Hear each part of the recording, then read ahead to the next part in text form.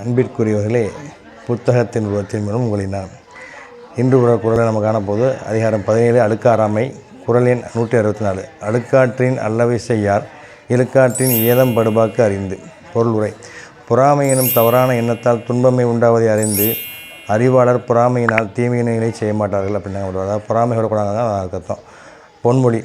பொறாமை மிகவும் பொறுமை மிகவும் துன்பமானது, அதன் விளைவோ மிகவும் இனிப்பானது.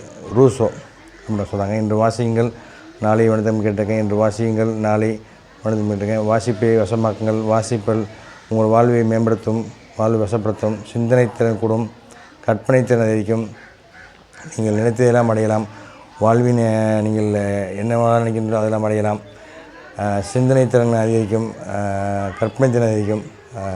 புதிய நூல்களை வாங்கி படிங்க. பாம்பன் கிளையத்துக்கு வந்து வாசியுங்கள். நூலகங்கள் எங்கெல்லாம் உள்ள நூலகங்களாம் சென்று வாசியுங்கள். மாணவர்களை வாசகர்களே போட்டித் தேர்வு மாணவர்களே நிரந்தரம் செய்தித்தாள் வாசியுங்கள். புத்தகங்கள் நல்ல நல்ல புத்தகங்கள் தேடி வாசியுங்கள். வாசிப்பதால் நீங்கள் அகன்ற அறிவு பெறலாம், உலக ஞானம் பெறலாம். Justice is like a train which is almost ever late. Yevgeny அப்படின்னு சொல்கிறாங்க. அதாவது நீதிங்கிறது தாமதமான ஒரு ரயிலை போலத்தான் அப்படிங்கிறாங்க. அதுக்கு தான் அர்த்தம். நீங்கள் வந்து வாசிப்பை வசப்படுத்திக் கொள்ளுங்கள். தினம் ஒரு நடவடிக்கையாக உங்கள் நாள்தோறும் ஒரு நடவடிக்கையாக வாசிப்பை ஏற்படுத்தி கொண்டால் உங்கள் வாழ்வு வெற்றி தரும், வாழ்வு வளம் தரும்.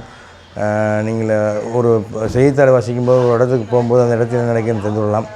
ஒரு நூலை படிக்கும்போது அந்த நூலில் உள்ள அத்தனை விஷயங்களும் உங்களுக்கு ஒரு முதலீடு போல தான். ஒரு புத்தகத்திற்கு செலவழிப்பு வந்து செலவாகாது, முதலீடு அப்படின்றாங்க. அதனால் புத்தகத்தை வாங்கி படிங்க, இல்லை நூலகங்களை சென்று இலவசமாக கூட படிக்கலாம் நீங்கள்.